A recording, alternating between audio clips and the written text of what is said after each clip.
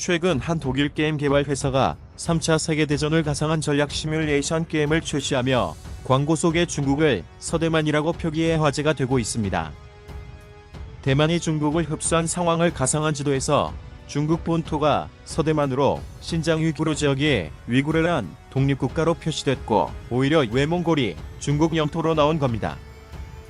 중국 공산당은 즉시 발끈했습니다. 환구시보는 대만이 독립국가로 잘못 표기되어 있을 뿐 아니라 본토가 서대만이란 꼬리표를 달고 있는 기이한 상황이라며 해당 게임사는 중국 시장을 잃을 것이라고 경고했습니다. 중국 네티즌들도 저 독일 게임 회사는 중국 시장이 더 이상 필요 없나 보네. 대중의 관심을 끌려는 무모한 움직임이다. 차라리 미국을 동대만으로 표기하라며 비난했습니다. 올 들어 이렇게 국제사회에서는 중국을 조롱하는 단어로 서대만이란 말이 유행하고 있는데 이는 지난 5월에 캐나다 칼럼니스트인 브라이언 릴리로부터 시작됐습니다. 그는 10억 국민들이 권위주의 체제하에 산다면 누구도 행복하지 않을 것이다. 자유중국이 서구의 목적이자 가치라는 글과 함께 서대만 지도를 올린 바 있습니다. 이후 아마존에서는 각종 서대만 티셔츠들이 날개 돋친 듯 팔렸고 미국 유명 헤지펀드 매니저 카일 베스도 서대만 티셔츠를 입고 나타나 화제가 되기도 했습니다. 그런데 해당 독일 게임사는 결국 어떻게 됐을까요?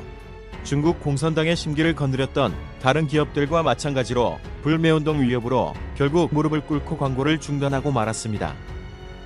그런데 내년에는 이 같은 위협이 통하지 않을 수도 있는 데다가 심지어 중국 본토가 서대만이 되는 일이 실제로 벌어질지도 모른다는 분석입니다. 최근 리더오크의 칭화대 교수는 강대국 망상에 빠져있는 중국인들에게 중국은 허리띠를 졸라매야 한다. 앞으로 몇 년간은 개혁개방 40년 이래 가장 힘든 시기가 될 것이라며 날벼락 같은 경고를 내놨습니다. 중국인들이 큰 충격을 받은 이유는 다름 아닌 리 교수가 바로 시진핑의 책사이기 때문인데 그는 비관적인 전망의 3가지 이유를 밝혔습니다. 첫 번째는 중국 지방정부의 부동산 거품 붕괴로 최근 헝다그룹의 파산만 해도 2008년 리먼 사태에 버금가는데 수십 년간 땅잔치를 벌여왔던 중국 지방정부의 부채는 그 10배에 달하는 핵폭탄급 뇌관이 됐기 때문입니다. 그 다음은 해외 기업들의 탈중국 러시가 이어지고 있다는 점입니다. 이는 팬데믹 이후 안전한 공급망에 대한 중국 공산당의 위험성이 갈수록 부각되고 있기 때문입니다. 세 번째는 최근 급진적으로 추진되고 있는 탄소 중립 정책이 대정전을 비롯한 원가 상승을 불러와 수출 의존도가 높은 중국 경제에 치명적인 타격이 되고 있다는 것이 리더오드윅 교수의 설명입니다. 리더오드윅 교수의 이 같은 갑작스러운 발언은 시진핑이 향후 닥칠 어마어마한 경제 위기를 더 이상은 피할 수 없게 되자 중국인들에게 차라리 마음의 준비를 시키자는 수순에 들어간 것이란 분석입니다.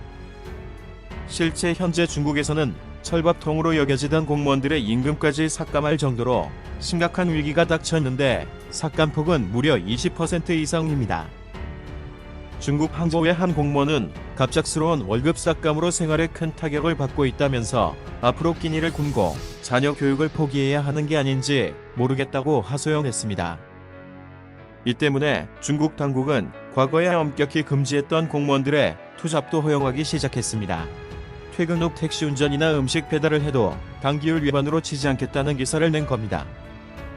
일반 기업들의 상황도 녹록치 않아 감원바람이 불고 있습니다. 틱톡의 라이벌 콰이소우의 경우 최근 직원을 30% 줄이겠다고 발표했는데 35살 이상 고연봉 직원이 우선해고 대상입니다. 텐센트도 몸집 줄이기에 나섰고 특히 중국 공산당의 해외 침투 수단으로 알려진 틱톡의 모회사 바이트댄스는 감원폭이 무려 70%에 이르렀습니다. 이 같은 심각한 위기 때문인지 시진핑은 지난 8일 안정을 뜻하는 온자를 무려 25번이나 언급하면서 공동부유의 속도를 조절하겠다는 뜻을 밝혔지만 앞으로 중국 경제를 위협하는 악재는 더욱 늘 것으로 보입니다.